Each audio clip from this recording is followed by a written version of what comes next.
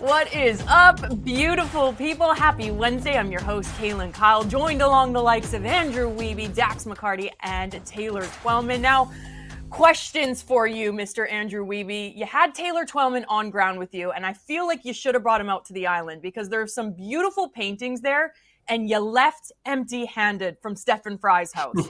Hey, look, it would have been a better pay grade to try to get one of those paintings off Steph Fry. But Taylor's a busy man. He's not getting in that early, right? T, you're on the phone right now. You're making the rounds around MLS. I try with Taylor, but mostly I'm deferring to his leadership here.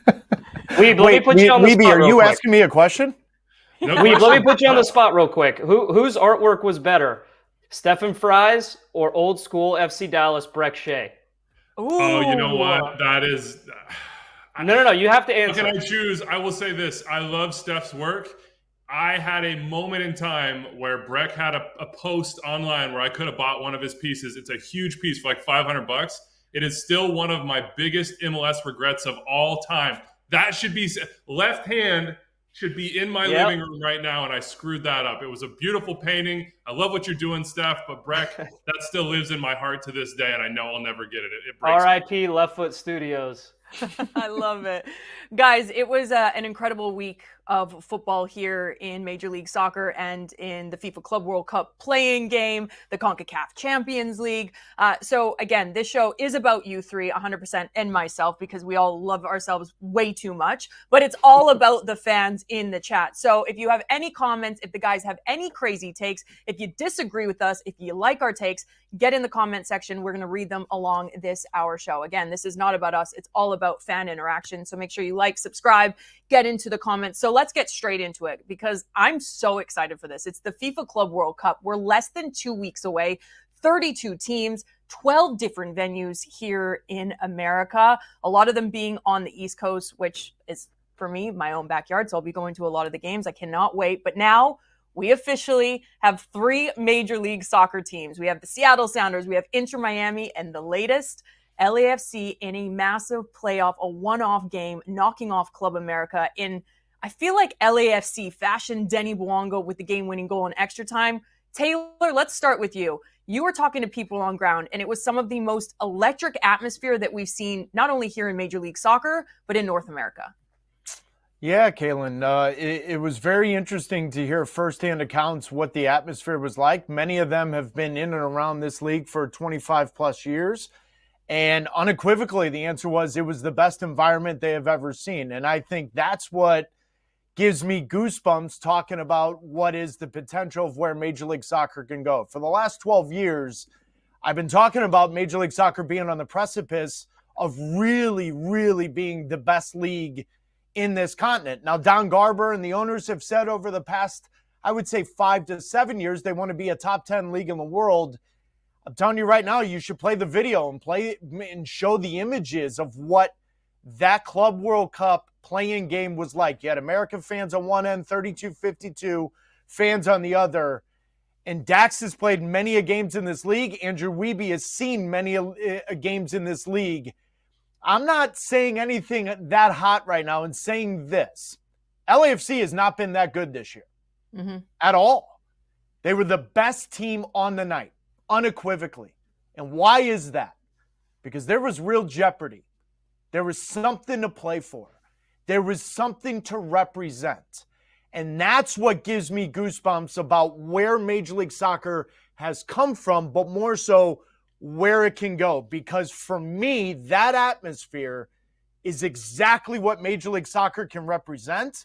It's exactly what Leagues Cup in the first iteration of that, when Messi and Inter Miami took over the show. Dax played in that final. It was against Nashville. It overtook the entire country very quickly. But the atmosphere, the ambiance, the jeopardy around the game, guys, that's where I have goosebumps, because that is where Major League Soccer has to aspire to get to, where week in and week out on Sunday Night Soccer, we are seeing something to play for that is bigger and better and bolder than just trying to get into the playoffs. That is where I was really intrigued to see what LAFC, that fan base in America, turned into. And to be honest with you, it was even better that they won on the night. Now, Dax, Yeah. I'm going to throw it to you on this, though. What hurts me is Vancouver laying an egg in the CONCACAF Champions Cup final. It absolutely kills what I'm saying because that is jeopardy. That is a trophy. That is real bonuses. Yeah. But Dax, you've played over 400 games in this league. You know what I'm talking about. There is a special sauce to the game LAFC against Club America, and I think that's where Major League Soccer can aspire to go. Yeah, and Taylor, I just wonder how much of that has to do with the fact that, of course, what you're saying is spot on in terms of there was jeopardy, there was something on the line. I just go back to how can we get environments like this when it's two MLS teams? That's the kicker for me, right? Because I played in Leagues Cup back when Messi first jumped on the scene and wowed everyone, and we played in a final. But before we got to that final, if you guys remember, we played in one of the most unhinged games of my life, of my career, against Club America and their fans. Club America, I made the argument, and Kaylyn will probably call me out for this. I made the argument that Club America was the favorite to win that game, and I picked them to beat LAFC because they are a continental powerhouse. I don't think you'll find any argument from anyone saying Club America is the biggest club on this continent and the most successful. So they travel extremely well. The issue that I see, right, with trying to get more environments like that is how do you make it so that that's an MLS fan base versus an MLS fan base, right? I think you can do it in derby matches with the New York Derby, with El Tráfico, with Cascadia. It's so difficult to replicate what you're talking about where there's pressure, where their stakes are high. When, you're coming off the back of a third game in a week in the summer, or maybe you're playing a Wednesday game, that's really difficult. And so it's a little bit to do with the schedule, for sure. It's a little bit to do with fixture congestion, of course. But I agree with you. When I was watching the bits and pieces of that LAFC Club America game, I was getting goosebumps. I don't really get goosebumps often, but the fact that LAFC showed up in that moment, that needs to be celebrated because they were the better team every time I put the game on. Every time I turned the game on, it was them putting pressure on that Club America goal, and they looked like the better team. They looked like the alphas. I couldn't be more excited for their fan base and for Steve Cherundolo to be able to almost play this game like it was a final. Even though it wasn't, it was, right? Yeah. That game was so important for Steve Cherundolo, and he had some pointed comments, probably for some fans, probably for some media members after the game saying, I always see people talking about the losses. I don't see them talking enough about the wins. And that was a little bit of, hey, look what we do pretty much every time. And by the way, every sporting director and fan base should want their club to aspire to be as successful as LAFC the past couple of years, even if that means you take your lickings and you lose a few finals. Andrew, just quickly for you, before you jump in, do you feel like this atmosphere that we saw in LA versus Club America will be a nice preview to the upcoming FIFA Club World Cup? I mean, I hope it is, but I think the messaging in that match was so clear and obvious that it was immediate that was going to happen. Club América was playing on the brink. I mean, this is one of the most successful clubs in the whole region. They expect to win trophies. They expected to win that game. They expected to go to what they believe is their rightful place. And if they didn't, and this is what Taylor and Dax are talking about in terms of consequence, in terms of stakes, it's not just $10 million that they're losing out on, and the players are losing out on all this bonus money that they'll get. There will be real change at that club.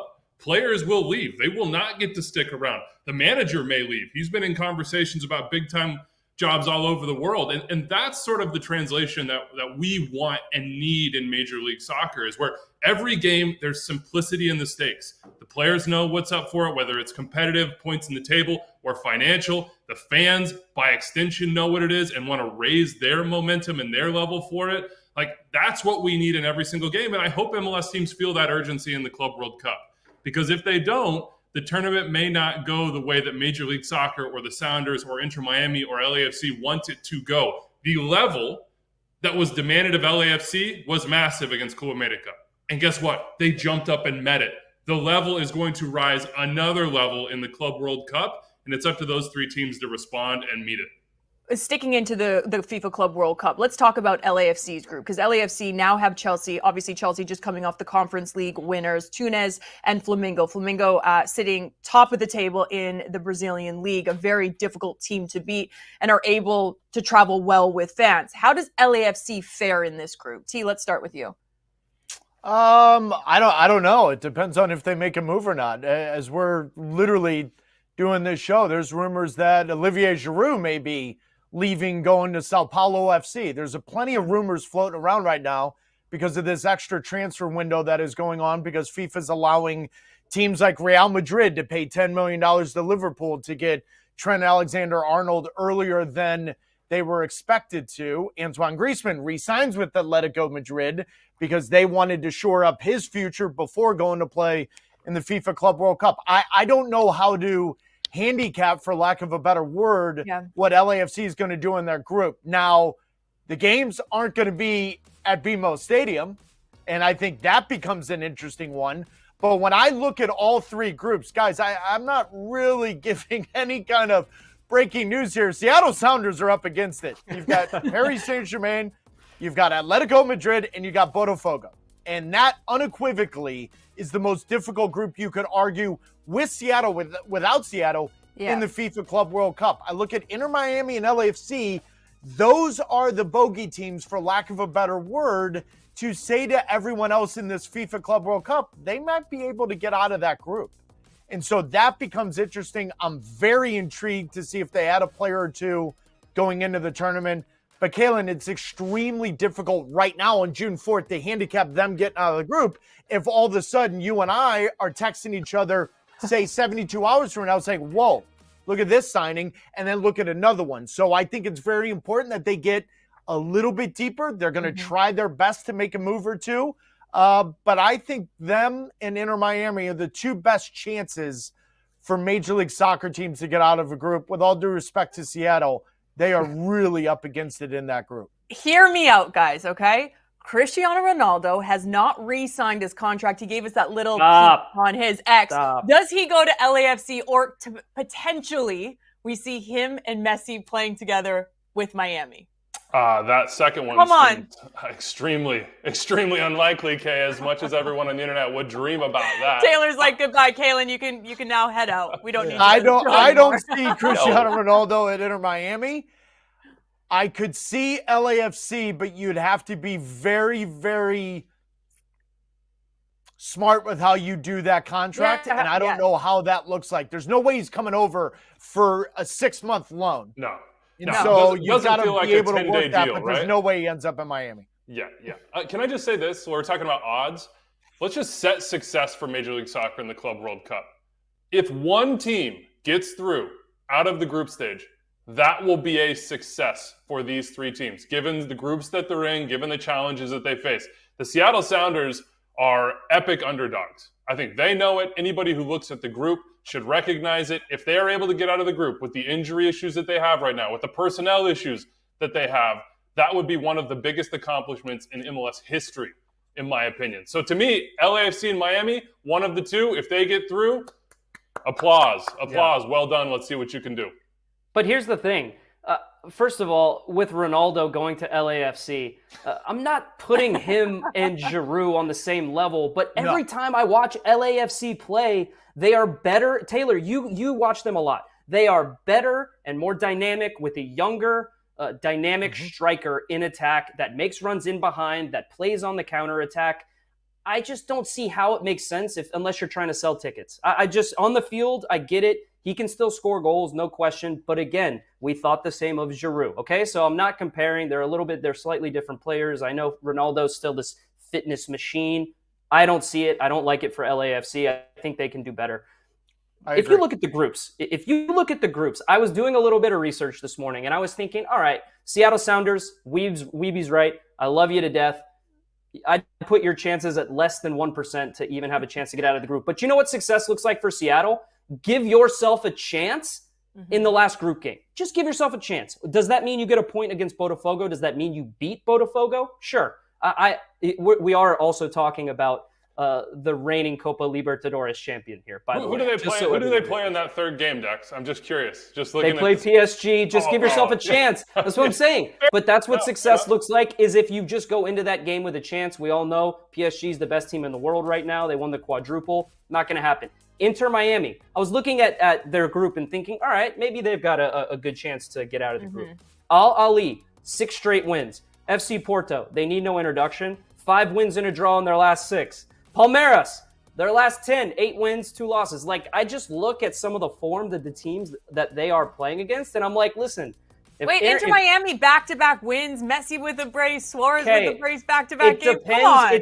It depends on which Leo Messi you get. And to that point, it depends on which Inter Miami you get. If you get the Leo Messi who is frustrated, who's barking at referees, if you get the Lionel Messi who's demonstrative and has a little bit iffy body language, then yeah, I think things could crumble pretty quickly for Inter Miami. But if you get the Lionel Messi that we've seen the last 2 games, and Miami can stay compact defensively, and they can throw 8 guys behind the ball and just say, hey guys, listen, I don't care how it looks.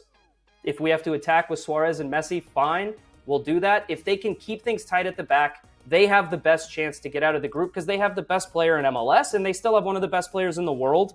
LAFC is probably going to be the most confident, but even their group is difficult. The form of the teams that they're playing, and to Taylor's point about them not being at home, they're not just not at home, they're on the East Coast the entire group stage, okay? And so to the point about fans, atmospheres, like how many LAFC fans are going to take a week off work, travel over to the East Coast and bounce around to Atlanta and Orlando? I think it's very unrealistic to expect that. So it's a little unfortunate for LAFC that, yeah, they qualified in the $10 million game. They won this massive game. Amazing.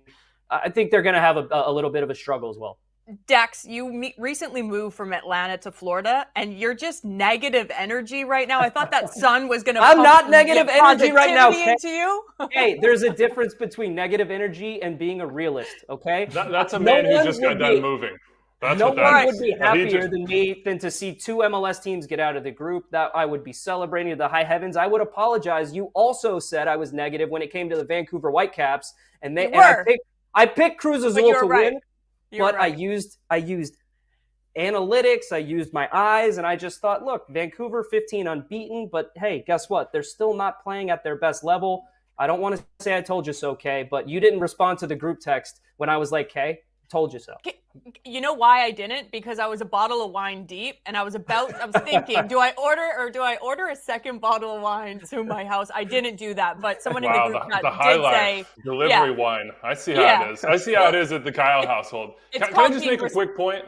Just one second, Wiebe. Just one second. I got to take it to the chat just really quickly because I want to keep on this just we have like a little poll going on. So if you are in the chat, someone just said, Kaylyn, did you get a hug after the Vancouver game? No, I did not. The wine did the trick though. But which MLS team is most likely to make it out of the club group stage? Miami, LAFC, and Seattle. Dax, I don't know if he thinks anyone's going to make it out of. I think Miami, LAFC have a very good chance. Moadu said that Seattle Sounders need to get baptized in order for them to make it out of their group. Wiebe, over to you. Sorry for but this comes down to what this tournament will be for MLS and what it was for Vancouver against Cruz Azul as well. It's a weak link game in 2 ways. Number 1, Lionel Messi's Lionel Messi. Denny Bouanga is Denny Bouanga. Those guys can take over a game. They can take over moments. They can give you the goals that you need. The issue is not with those players. It is with 11 through 15 on the roster against these powerhouses around the world, and those are the players that could get exposed. And if they are, Miami's defense, for example, if LAFC outside of Bouanga can't find any sort of punch or goal scoring, Seattle Sounders, where is their goal scoring coming from? Who plays center back? Those are the moments that MLS teams are going to have to rely upon. And the second way that it's a weak link game is you've got to win the games that you've got to win. And that's obvious, but I mean in the sense of like Al Ali for Inter Miami to start the tournament. You have to win that game at home to have a chance with Porto and Palmeiras coming up. LAFC, ES Tunis in your second game. That is basically a must-win game for these clubs to put themselves in a position to advance. So I'm less worried about Messi. He has always responded in the biggest moments in his career. I'm not worried about Denny Bouanga. If you put him in space, I fully believe he can beat defenders from all around the world and change the game. I have questions about the players down the roster and whether or not they can respond in these moments. If they do, MLS clubs have a chance. If they don't, it might look more like the Vancouver Cruz Azul game. T and Dax, maybe this is one for you guys. Have you ever played in a tournament, whether it's national team or for club, where you're the opening game of a tournament? Because Inter Miami are opening up the FIFA Club World Cup at Hard Rock Stadium. Have you ever been in that situation? And does it feel like different pressure for a home team to kick off a tournament of this magnitude? It's never. I've never played in the first game of a tournament, in a real tournament. I did play in the first game for the Emirates Cup way back in 2014. If you guys remember the Emirates Cup, which is a fake tournament that we won. But yeah, Kay, to your, there is a little bit more added pressure. But once you kick the tournament off, once you get underway, all eyes are on you, right? And so Inter Miami, this will be no surprise for them, right? They have some players who have played in some of the biggest games ever. They are not going to be overawed by the moment. And I think Wiebe makes a really good point. They have, for lack of a better word, the softest, maybe quote-unquote easiest team that they are going to play in the group stage. And so that makes things a little bit easier. It makes things a little bit easier to go out, and you're going to play with pressure. But I do believe Inter Miami is going to win that game. And I think they will start the tournament off on the right foot. I'm curious if Taylor has any experiences. I think the U17 World Cup, we played Egypt in Egypt, and that was fun. It was 3-0, 30 minutes into the game. So we did really well. Oh, I like that. Where's Ali from? What country do they hail from? Also Egypt. My first experiences was in the 2011 FIFA World Cup. It was us taking on Germany, and it was 67,000 people. And I remember standing in the tunnel, and it was all cement, and it was shaking. And I was like, holy beep.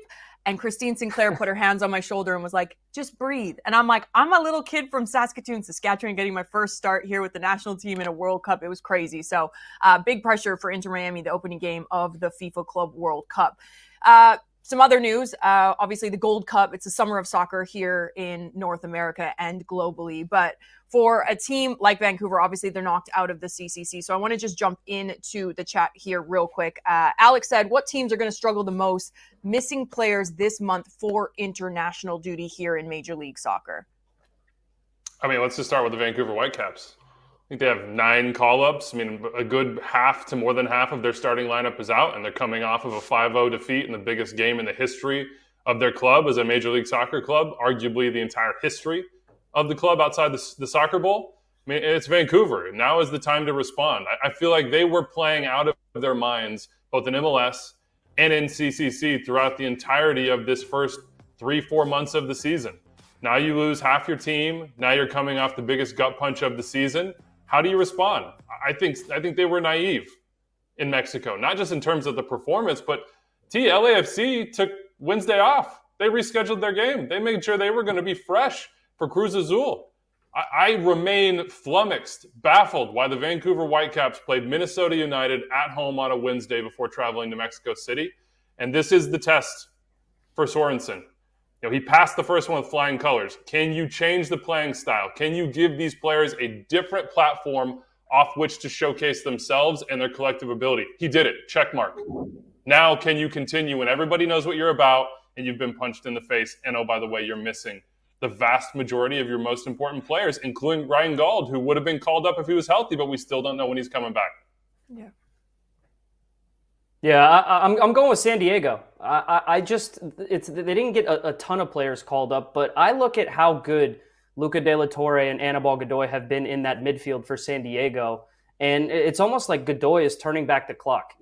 He's 35, but he's having one of the best seasons of his career, and Luca De La Torre is a player that is reborn. It was a guy who wasn't getting a lot of minutes in La Liga, comes back on loan to his hometown club. And I got to be honest, guys, I didn't quite know what to expect from Luca De La Torre because I really liked him as a player when he was getting called into the national team sporadically, getting some minutes here and there. But when you have an inconsistent rhythm and an inconsistent run of form, I think it's really difficult to assess a player and how effective he's going to be coming over to MLS because I think every player that comes over to MLS, doesn't matter where they've been playing, they all say the same thing. This is a much more difficult league than I give it credit for. Luca De La Torre has been excellent. Him and Anibal Godoy around Spursgoff have been tremendous, truly. And so you can talk about the designated players. You can talk about the wingers who have been worth the price of admission for San Diego.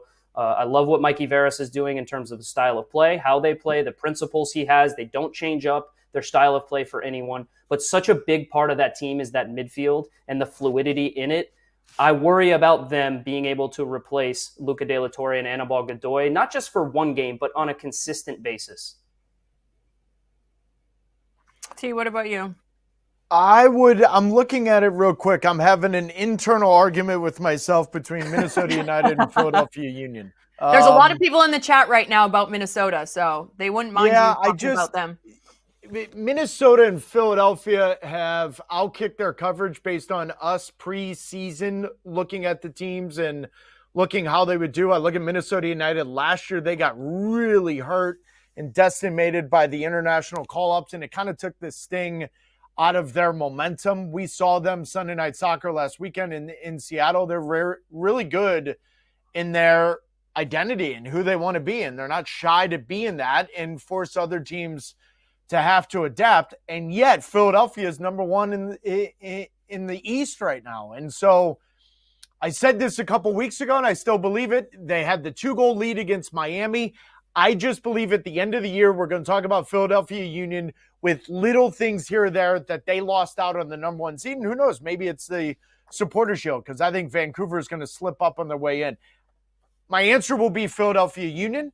Yeah. But I feel like it should be Minnesota United if I was really dissecting this by the finest of margins. All right, well, let's stay in the East Coast because two teams that I want to talk about with all of us, because all of us, when we talk about the Columbus Crew and Wilfried Nancy we trust and FC Cincinnati, it's two teams that are always on the radar and always on the mark that are going to be the two of the top teams in the Eastern Conference. For the Columbus Crew, they're winless in 6. And for FC Cincinnati, they're winless in 4. So let's start with the Crew and Wilfried Nancy. What's going wrong there right now? It's defensive. For me, it's defensive, and I know Taylor and Wiebe might disagree with me, but I look at their last 12 games. They don't have a clean sheet since March 22nd. Their last clean sheet in all competitions was March 22nd, 12 games ago. And I was waxing poetic about Wilfried Nancy and Columbus Crew and how we can talk about how beautiful they play, but it is their repress, it's their counter press. As soon as they lose the ball, they have guys flying to the ball, and that's so difficult to play through. They're not difficult to play through now. And I know they lack top-end talent on the other side of the field. I 100% will agree with whoever's going to take the no Cucho Hernandez argument replacement. But defensively, I think they're weak. I think they lack a stud center back, a center back that you rely upon to be their game in and game out and win aerial duels. I think they're soft on set pieces. I thought Wilfried Nancy, and I still believe Wilfried Nancy is the best coach in MLS at the moment. But right now, defensively, with the amount of goals they're conceding and the ways they're conceding goals, I don't think it matters if they have that stud striker up top until they fix their problems in the back line. Sean Zawadzki is one of my favorite players in MLS, but he's a little bit of a Swiss Army knife right now. He plays in the midfield. He plays at center back. He plays at right center back. I think Sean Zawadzki is at his best when he's playing alongside Darlington Nagbe. And I think when Wilfried Nancy sees this, he moves him back to center back because you're down a Rudy Camacho who has been in and out of the team this entire season. I just don't see how Columbus can sustain where they're at as one of the top teams in the East if they don't fix things defensively. Right. Taylor, Andrew, for you too, when the last few weeks you've seen Wilfried Nancy come out in the media and saying, we never feel like the underdog. Even if we're going up against Real Madrid, we're not the underdog. Then asked, do you feel like you need a number 9? Do you feel like you need a playmaker in your team? He's like, those aren't the positions that we're going for.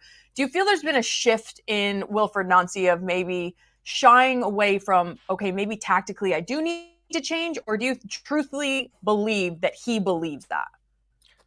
The MLS Defender of the Year is a right back playing center back. They don't have a natural center back other than Camacho. They had absolutely no problem with that the previous 2 seasons. And so I fundamentally agree with Dax McCarty that they need a center back.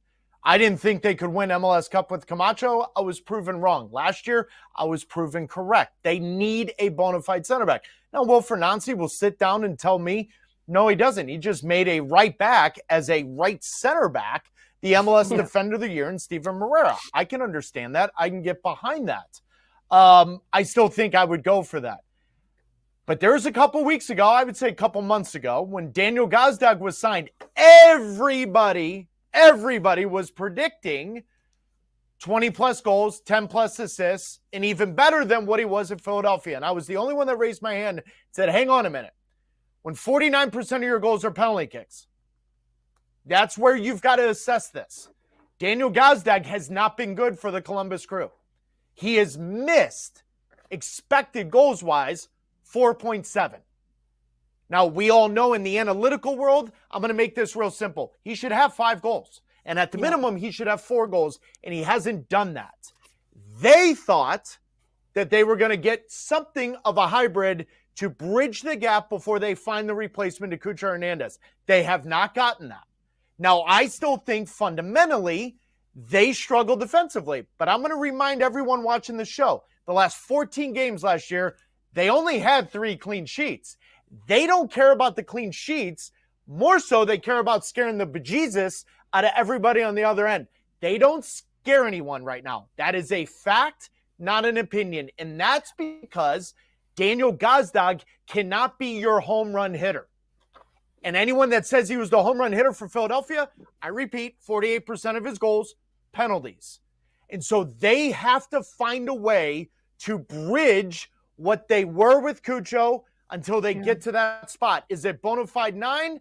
Sure. Is it a dynamic winger like Diego Rossi? You can convince me any of that, but they don't scare anyone right now. Mm-hmm. And they used to scare the hell out of everybody. And that's Dax McCarty's point there, is they don't scare anyone. And if you don't scare Charlotte with a rotation of players and Gazdag playing somewhere else, and if they're not scaring a team like Charlotte, they're not going to scare the LAFCs. They're not going to scare anyone else.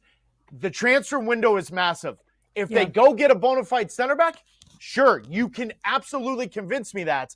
But they're not scaring anyone the way they have the previous 2.5 seasons under Wilfried Nancy. And until they figure that out, they can't try to win games 2-1, 3-2, because guess what? They're not going to score the same amount of goals. Yeah. Taylor is exactly right. I agree with Dax on the defense. There's a ton of pressure on Issa Tall in this transfer window. Remember that this was a Tim Bezbachenko team when they went out and signed Cucho Hernandez, when they built some of the core of this roster that went and won MLS Cup, when they signed Wilfried Nancy. That was Tim Bezbachenko in the main decision-maker position. So Issa Tall is under pressure. I absolutely think they've got to go out and replace Cucho. I definitely think that they need a center back. But they've also got a track record, to Taylor's point about Gazdag, in recent signings that either haven't fit in or haven't fit in at the level that this club needed to them. And I'm thinking of guys like Dylan Shambost, AZ Jackson, Ibrahim Aliou. Is he going to have the impact that they need him to have? There are additions here that just haven't risen to the level, so to speak, and I give Wilfried Nancy a ton of credit. He is absolutely one of the most stubborn people in Major League Soccer. He is going to play the way that he wants to play. He wants a tight, small squad, not a big number of guys. But in the end, they need some more talent to take them from, hey, we play the best soccer, to we get the best results and challenge for championships. Wiebe, the one thing that I respect out of Wilfried Nancy and Columbus Crew is if they make a mistake, they move on. They're okay with that. DeJuan Jones, they went out and spent a lot of money to get. I'm actually at New England Revolution training facility today. They went out and spent a lot of money to get DeJuan Jones. And basically in 8 weeks, he knew, I don't think this is going to work. They moved on. Shambost has been fine to me. They traded Hartle to St. Louis City. They get Shambost. Shambost has been fine. But the front three, they're as predictable as any front three has ever been under Wilfried Nancy, and they will not be the Columbus Crew of old until they figure that out. A lot of people in the chat asking if Andrew Wiebe is wearing socks. Guys, we're lucky if he's wearing pants today because we're only shooting from here up. This was actually really interesting. What MLS center back would be best suited for the Columbus Crew potentially in the new transfer window coming up? Oh. Sorry, I'm kind of putting you on the spot. No, you are. I mean, the question is not just if there's a player suited. It's is there a player available? Like, center back is a position in this league. When you get a good one, you hold on to it. And you darn sure are not going to send him to Columbus for less than a whole lot of money. So I would just say it would be very challenging for the Crew to get what you would call a number one center back for them. The kind of player that I think TT and Dax are talking about in a trade without, look, maybe this change where you can actually go spend transfer money, you can give a club money for their player might do it. But how do you replace that center back if you're that club? So Kay. To me, they need LAFC to rewind the clock about 5 years ago and give them Walker Zimmerman back then again, right? But in all seriousness, it's that type of profile. I can't think of any center back of that type of profile who teams would be willing to part with right now, because center back is if not the most important position in the league, it's one of the most important positions in the league. They don't, to Taylor's point, they don't need another center back that is a converted fullback. They need a center back. They have plenty of center backs who can drive into midfield, get on top of the box, play between the lines. Like, go get a bona fide stud who is just going to be a presence, an enforcer, provide you with physicality, will win aerial duels, will win tackles. Like, I know Wilfred Nancy is very stubborn to Wiebe's point. He's got an ethos, a philosophy. That's how he wants to play. You can still play like that and have a different type of profile of center back in your team that's reasonable enough in possession, comfortable enough on the ball, but who is going to scare the life out of teams. If you leave him 1v1, he's fine. And he can send a message every now and then. I think that's what Columbus is missing. Taylor, I think your wife's in the chat. Someone tell Taylor Twellman he's my favorite pundit. Makes Sunday Night Soccer box office. Love from the UK. I really like the way Cincinnati played personally. He has no idea I'm on TV right now, so trust me, it's definitely not her. Let's shift focus to Cincinnati quickly. Winless in their last 4. Yes, there's some key injuries. Are we nervous about them or no? Yes. Yeah. I'll take that right now. Yes. And listen, they're going to really, if they don't win the number 1 seed in the East, and I still think they're going to be the number 1 competitor to Philadelphia, because I think Miami with the Club World Cup is just going to be difficult to turn around. And I think Columbus, even if they sign a Cucho or Hernandez type, the most balanced team in the Eastern Conference is FC Cincinnati. But they've been stuck in third gear. They're not scoring a ton of goals, but they win games by 1 goal or not until this past week. And they played at Atlanta. They played at home in Dallas and at home to DC, and they gave up 9 goals to those 3 teams. 9 goals. That's the most in a Pat Noonan coach team ever when you include 2 home games. And so Pat Noonan's going to be very frustrated in this break, because if they don't win the number 1 seed in the East and even the Supporters Shield, they're going to look back at that week and say, hang on a minute. Now, the problem is this, and I talked a lot about it, and people misconstrued what I was saying. It's not that Nig Hagelin is the MLS Defender of the Year. It's that Hadebe is, from my point of view, a liability. The moment he was subbed into Atlanta, it was as if Matt Miazga, Miles Robinson, and the entire Cincinnati crew saw a ghost. And Hagelin punctures his lung. He misses Dallas. He misses DC United. And here we are talking about a team that lost 2 of the last 3, giving up 9 goals. Yes, Evander and Denke are going to score goals. They're eventually going to come together and play together. I promise you that. Good players just don't somehow not figure out a way over 34 to 40 games. But this team prides itself on winning 1-goal games, particularly at home, and they didn't win against Dallas, who they were a much better team then, and DC United, which is inexplicable. Dax and Andrew, I'm telling you right now, Pat Noonan, you guys know as well as I do, he's going to be sweating this one. This one's going to leave a real lump in his throat, because I think eventually they figure it out, and it may have been too costly. Taylor, what I think they can figure out that's been an absolute shock to me is the box defending. Like, this is a team that's a margin team. Like, down the line, they want their margins to be big. Right now, the margins are small. And if you're a small margin team, you have to be able to defend in your own box and dominate in the other. I think Denke and Evander can do it on the other side. I don't know who's going to help them right now, but it's been shocking to me on set pieces, on just simple crosses, the way that the team has struggled so far. And I look at the way their roster is constructed. It's Denke and Evander. Elite talent at both positions. You can put them up against literally any player at the 9 and 10 in this league. They have an absolute mountain of TAM players because they went with the U22 model and got that extra $2 million in TAM. Those players have to be the ones that step up more. Those players have to be the ones that raise them and bring them closer to their ceiling. And right now, I just don't think that group is playing well enough. The performances have been poor. Yeah, I agree that the performances this past week have been poor and slight cause for concern. I'm not that worried. I think Pat Noonan and Chris Albright have been the best sporting director coach combination in the league the last couple of years, and I trust them to figure it out. I think Pat Noonan is a realist. I think he is extremely self-aware, And when I asked him a couple of 2 weeks ago, before they played Sunday Night Soccer against Atlanta United, I said, well, why have you guys been so effective? Why have you guys been so good? And he echoed Wiebe's point that he just made right there. They haven't been that great. They haven't been that fun to watch. They haven't been great in between the lines. They don't play beautiful soccer, but what they do is they kill you in both boxes. They have Evander and Denke who will win you games, and then they don't make mistakes in the back. What we have seen to the 9 goals conceded that Taylor alluded to earlier is just crazy mental mistakes and people switching off that you don't expect to switch off. From a high-level team, I don't expect them to concede 2 goals on set pieces to DC United, because how else is DC United going to beat you? These are mental mistakes. These are mistakes that players, I think they get a little bit complacent and you fall asleep, and that is what this Cincinnati team needed. I think they needed to get a little wake-up call. I think they needed to get punched in the mouth a little bit so they can sit there and say, hey, listen, we've been winning these games, but there are cracks that we need to cover. I know Pat Noonan is going to see that. I know he is going to fix that. And I know Chris Albright is going to identify places where this team can get better. I still think they can get better in central midfield. I love Buka. I love Wobodo. But they haven't been able to consistently stay healthy and stay on the field. And when one of them comes off the field, you lose way too much in the middle of midfield. I think they're going to figure it out very quickly. You know what I bet frustrated Pat Noonan the most? That second half against Dallas, after which he called it embarrassing from his team when they gave away the points, for them to turn around and do what they did against DC on the back end of that.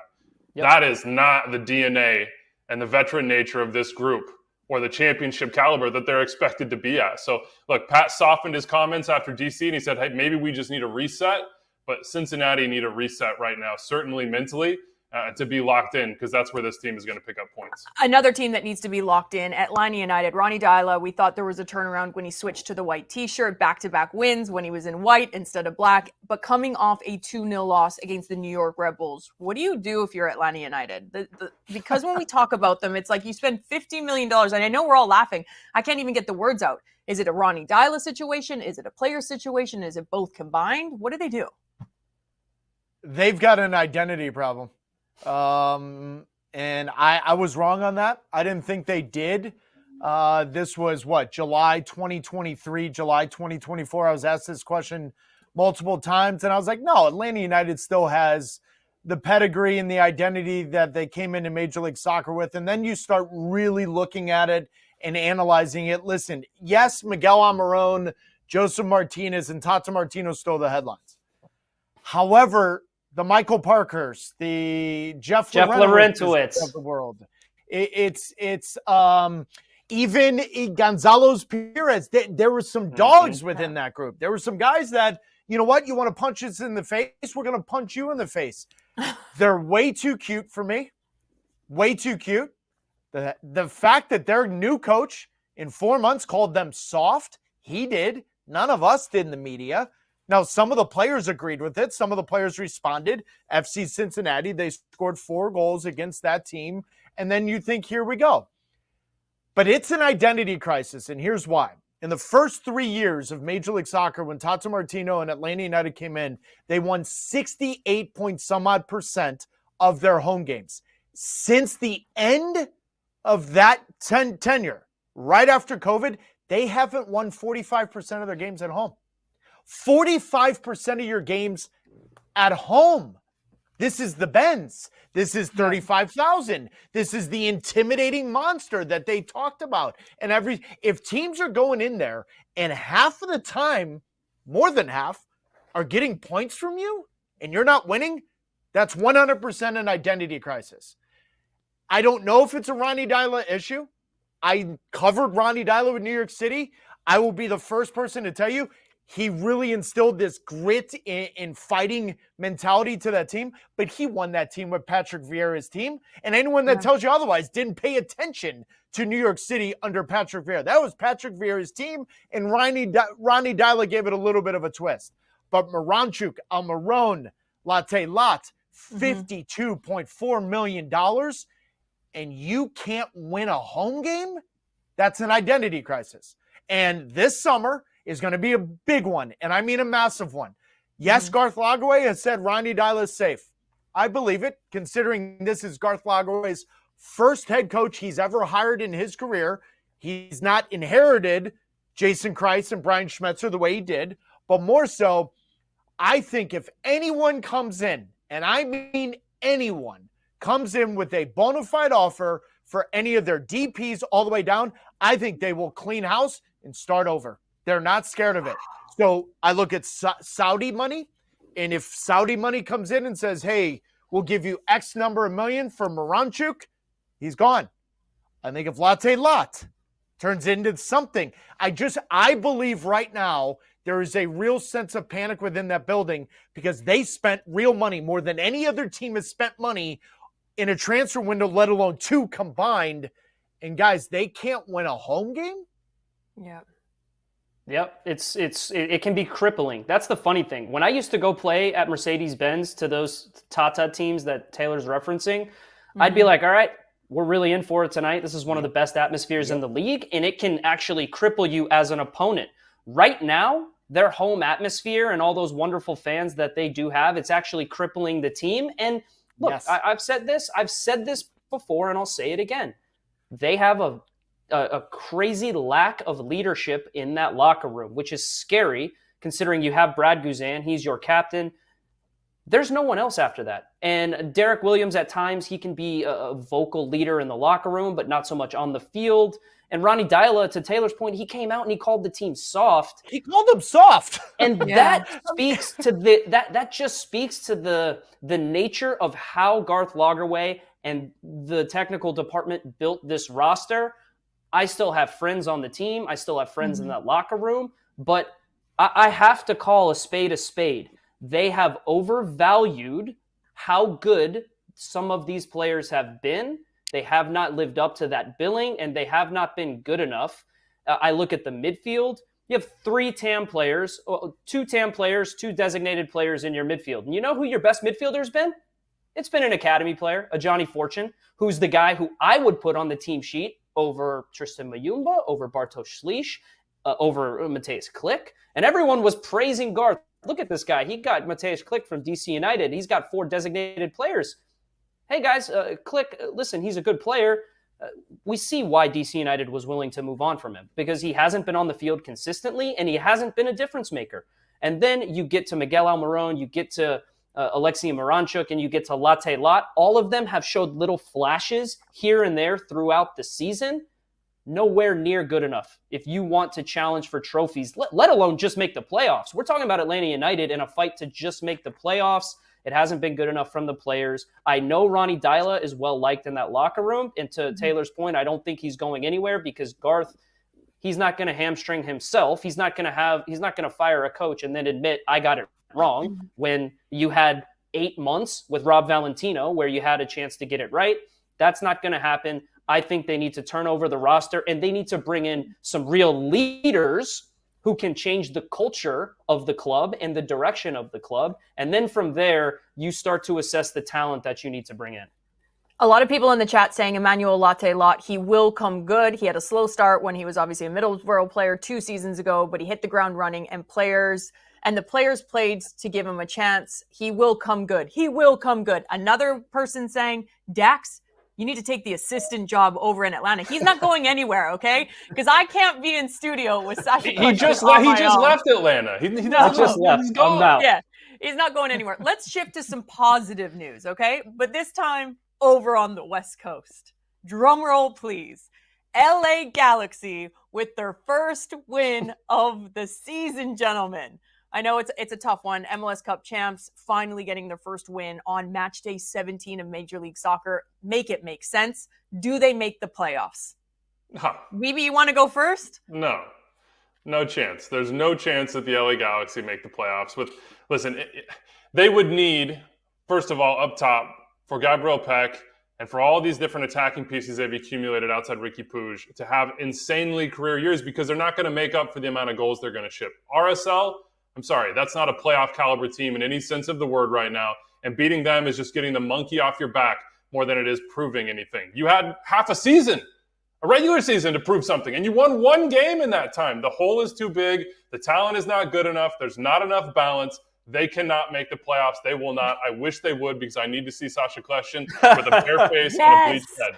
I must see that. I'm rooting for the Galaxy. To be I'm fair, rooting for I think he's better looking with blonde hair and no mustache. Like the picture was all right. Like he went from like a 2 don't to say an these 8. things out loud. Wiebe, You got to spend I would have agreed every with you. Saturday and Sunday with Sasha in the studio. You know he watches this stuff. Wiebe, I would have agreed with you before Sasha Kljestan said that reckless crap and Kevin Egan bullied me into agreeing to that. Now, I don't know. It seems to me like because that bet was made, they're going to go on this crazy run. Okay, I don't actually believe that. But I said it on wrap up after they won the game. It was bound to happen. They do have talent. Their designated players can't play worse. Peck and Paintsol, they won't play worse than they've been playing the last couple of months. They will get better. The Galaxy are going to win some games. They've got a pretty soft schedule coming up. I do believe that they will make it interesting, but it is too big of a hole to Wiebe's point. And by the way, their backline still isn't good enough. Whatever their backline found in the last 10, 12 games of last year, that's disappeared. That's vanished. It's up in the air. It's gone. They concede too many goals. They're not good enough on the road. They won't make the playoffs. 13 points out of the final 9th spots. Gabriel Peck only scored 4 goals last year in his first 16 games. He ended up with 19. So there is potential that Peck can get hot. There's potential that Paintsol can get hot as he scored, I don't know what it was, 9 goals in his last ridiculous amount of appearances. I just, listen, I've said this and I'm going to stay there. And I think LA Galaxy are going to end up doing it. I'm not touching Ricky Pooch in 2025. I don't need to. I don't want to. And especially because of his body frame and the confidence, I would look at it right away on June 15th, July 1st, July 15th, and assess if we're 13 points or more out of a playoff spot, there's no reason to risk Ricky Pooch. Because if Ricky Pooch is healthy right now, all of the naysayers saying they completely mismanaged the salary cap. No, they didn't. It's just the best player on their team tore his ACL after they went for it and they got a ring. By the way, as someone that lost 4 MLS Cups, I wish one of us wouldn't have gone for it and done the salary cap the way Will Kuntz is. My point is this: Ricky Pooch is frail and he's got to be 100% confident in the knee coming back. 13 points out of just the 9th seed. I'm not risking Ricky Pooch. And with those center backs having the seasons that they're having right now to overcome 2 teams that are 13 points above you to get into the playoffs, it would be the greatest comeback in the history of Major League Soccer, and I just don't see it happening. And I would also say, if that miracle were to happen, that would be one of the most embarrassing things that has happened in MLS history for that entire Western Conference. You allow an LA Galaxy team who was dead in the water. They got their first win of the season halfway through. I cannot overstate how embarrassing that would be for the rest of the conference and for the league as a whole. It would be unacceptable. I don't think it's going to happen. Again, this show is all about you guys, not you on my screens right now. You guys in the chat. So like, subscribe, comment. I am reading your comments as we go on. Taylor, I have a question for you, because if the Galaxy make the playoffs, can we have Kaylyn in the dunk tank instead of Taylor? Did you make a bet with someone that you'd go in a dunk tank?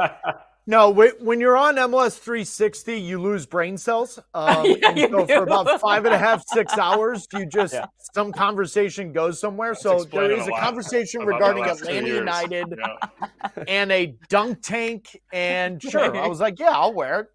Sure. I love it. I'm not going in a dunk tank because it takes me far too much time on my hair. So absolutely not. You will not see me in there.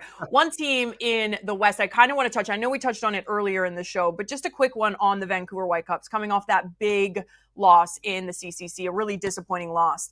How do you turn around for a team like that mentally, that you have been doing so well in multiple competitions? Yes, you have a big international window coming up. So my question to you guys, away from this international window and after the CCC, can they still finish in a top 4 situation? Yes, they can, but they're going to be in a big fight for that. I think there's a big dip coming, which is, I think, to be expected after the start to the season that they've had, where they proved everyone wrong, myself included. But the form that they have shown in the last couple of weeks, and by the way, before that CCC failure, there were 15 games unbeaten. But I said that there were little cracks that I could see starting to fall through. They had 3 draws in 4, 2 of those 0-0 draws.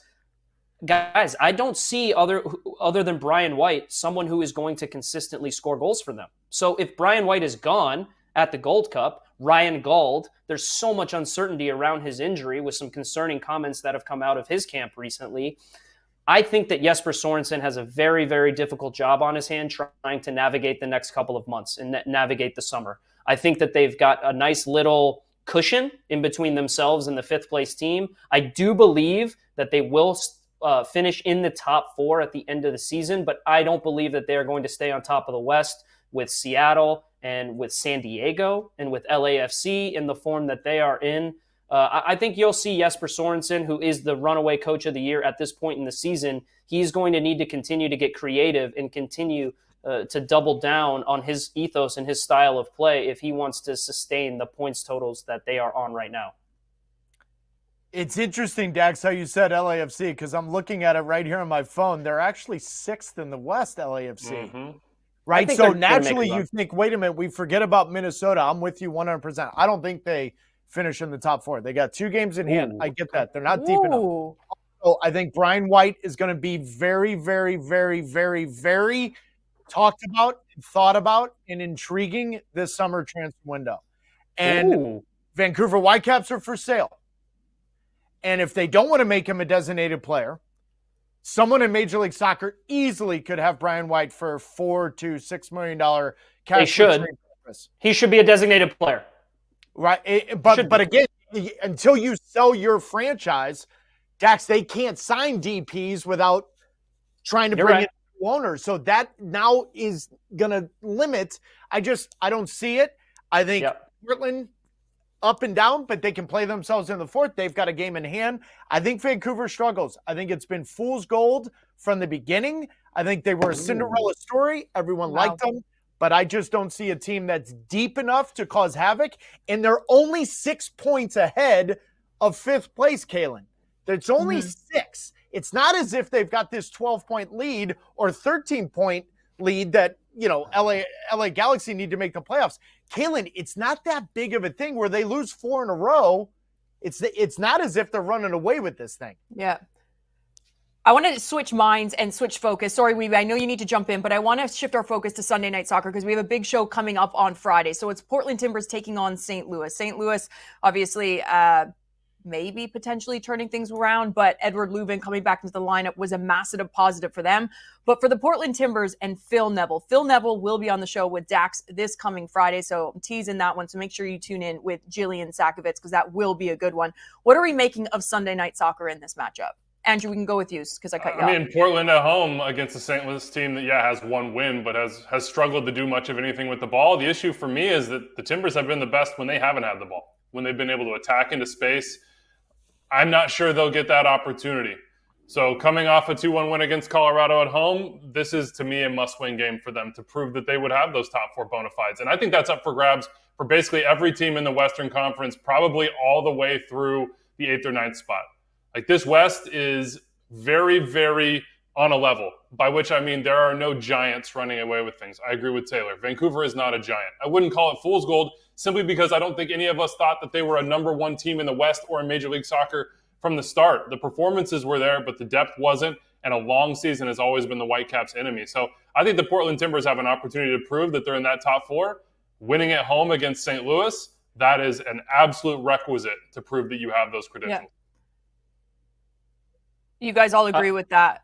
I do. I don't see any way how St. Louis can keep up with Portland in this game. Portland's actually struggled offensively the last few games. I think they only have 3 goals in their last 5 matches. I think Phil Neville gets it right this game. St. Louis, obviously, the new coach bump was helpful. Edu Leuven coming back was fantastic. What a great story. He had a fantastic game. They go on the road in Portland. Portland's been great at home this year. They've got too many weapons, too many attacking options to stay quiet for long. I have no doubt that Portland Timbers win this game. An interesting one here. I'm just intrigued with Jonathan Rodriguez and the injury. That's where I'm intrigued what Portland does this summer. How do they potentially get out of that contract? There's a lot of things they could do. I'm intrigued by what they do. They're obviously favored against St. Louis. Guys, important question here. Is matcha overrated or underrated? One word answer. Matcha's that green drink. Yeah, we've passed Someone the in the point of chat's we've passed asking. oversaturation on matcha. We're squarely into the overrated zone on matcha, and I will not hear any arguments otherwise. You know my what's wife, not? my wife loves matcha. I don't care Ugh. for it. You know what's not overrated? The new soccer-specific stadium happening over in Chicago. We saw the news breaking this week. It's a privately funded soccer-specific stadium in the 78 in the city's South Loop. It's a $650 million, 22,000-seat stadium. Taylor, what does this mean for Major League Soccer? This is a club that puts its money where its mouth is. They always show up, whether it's playing in the best venues or trying to bring in the best players. Yeah, just salute to Joe Mansueto. I think Major League Soccer and the city of Chicago are extremely lucky to have someone that, one, believes in their city the way he does, but more so someone that really is doing everything he can. Every rock is being unturned to rectify that franchise. I said it about 14 years ago. Major League Soccer is exponentially better when Chicago Fire in that market is in the top 5 markets of Major League Soccer. It is media-wise, it is commercially, and Joe Mansueto is going to take him there. Listen, Greg Berhalter was the right hire. Absolutely 100%. That roster is far from being perfect, but Joe will spend money, and he will fix that roster. They already have a soccer-specific stadium, and it didn't work out, and that is not shying him away from saying, hang on a minute, I can change something within the city I love, but also helping my franchise reap the benefits of that. The fact that it's privately funded is a understated statement. But in 2028, in that spring, when that stadium opens up, listen, I lived there. My father played for the Chicago Sting.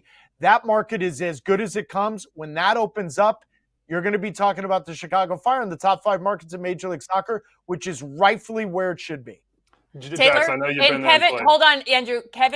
In Kevin Egan's words, Taylor Twellman, we love you, but you gotta go. We know you're doing some stuff at the Revs training ground. Thank you so much for joining us on This is MLS. We'll see you on the weekend. Andrew, Dax, don't go anywhere. I still need you guys because a huge window coming up here. The international window is coming up. The U.S. men's national team is in action. Canada's in action. Mexico's in action. So who for you two are you most excited to see? Can I take it off the well-traveled path, Dax? Do you mind? No, go for Hell it. yeah, We're going to the Balkans, baby. We're going to Albania. We're going to Hungary. We got Mirto Zuni for Albania. He desperately needs something. Goals, confidence, fill in the blank. Mirto Zuni needs to get some goals for Albania in these World Cup qualifiers to come back to Austin and give them the scoring punch that they need.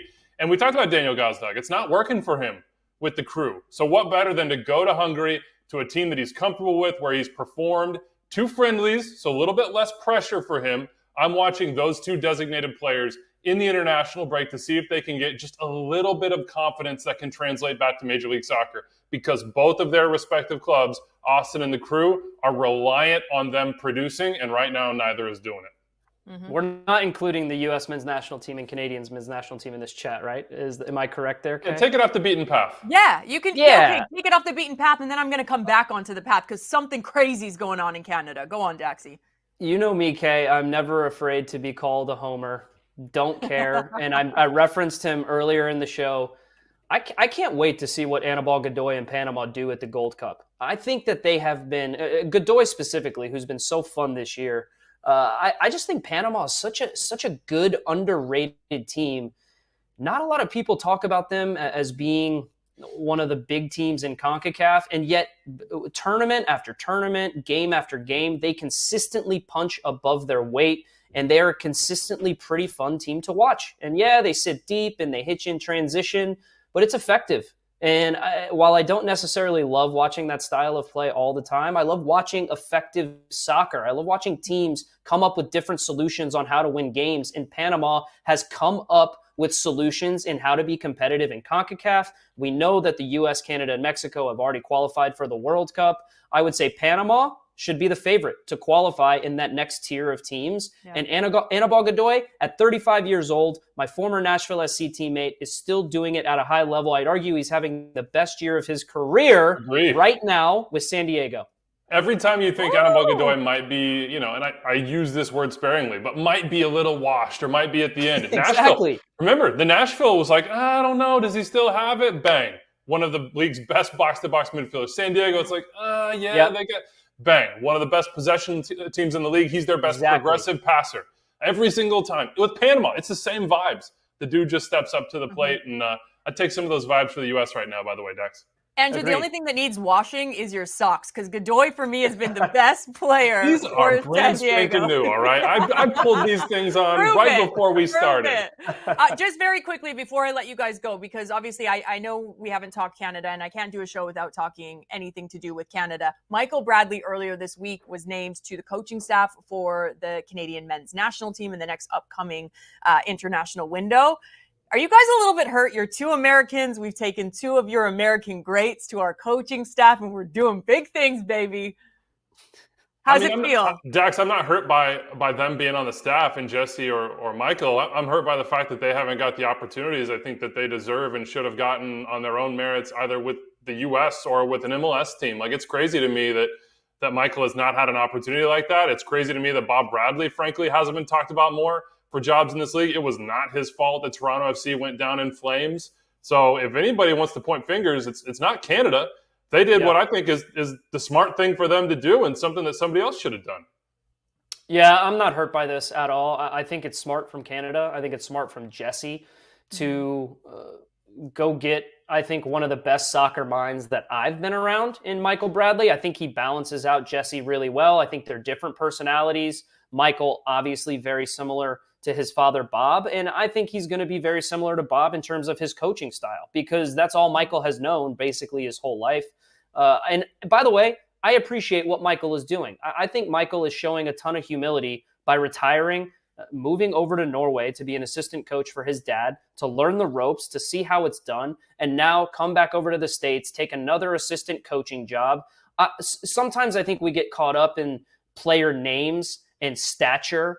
And Michael Bradley, people need to understand, he is, bar none, one of the biggest names in U.S. soccer history with the pedigree to back it up. It would be very easy for Michael to go in and expect to get a big coaching job right away, a head coaching job right away. I love the steps that he has taken to try to make sure that when he eventually does get a head coaching job, because he will, that he has climbed up the ladder methodically, and he has learned as an assistant first. And Jesse Marsh, for all the issues that me and Jesse had for him trading me after my wedding from the New York Red Bulls to the Chicago Fire, I stand steadfast in making sure that people know he's one of the best coaches that I have ever had, and he is one of the best coaches in CONCACAF. Look at what he's doing with Canada. I think Michael's going to learn a ton from him, and I think Canada is going to be better for it.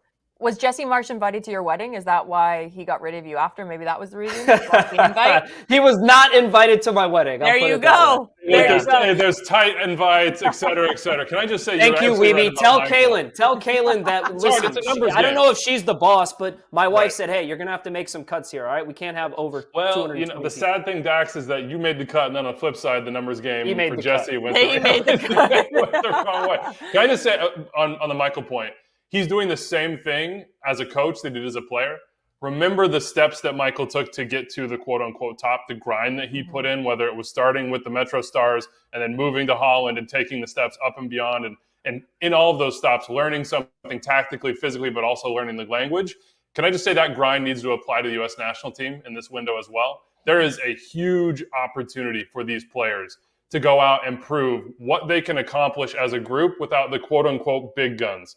Without the guys that have the resume, the pedigree, who have had the big-time place in the national team over the last 4 or 5 years, and frankly haven't delivered the results apart from against Mexico that fans or coaching staffs have expected. So there is a big group of players that should have a huge chip on their shoulder for the U.S. in this particular window, and it's not just a chip. There is an opportunity for them to solidify places, to challenge the guys that have the starting spots in the minds of the fan base and claim them for themselves. And it seems like Mauricio Pochettino is absolutely giving them that opportunity as an open to it. So I am watching for a response from these players on the national team in this window in the Gold Cup.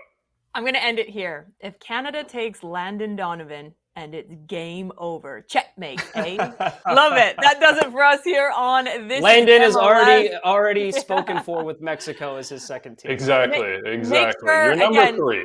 This show is all about you guys. So like, subscribe, get in the comment section, and make sure you tune in Friday. Dax, you're going to be on. So will the head coach of the Portland Timbers, Phil Neville, before this big game on the weekend, Sunday Night Soccer. Portland welcoming St. Louis. Again, from Andrew Wiebe, myself, Kaylyn Kyle, and Dax McCarty, thanks for joining us. Ciao, ciao.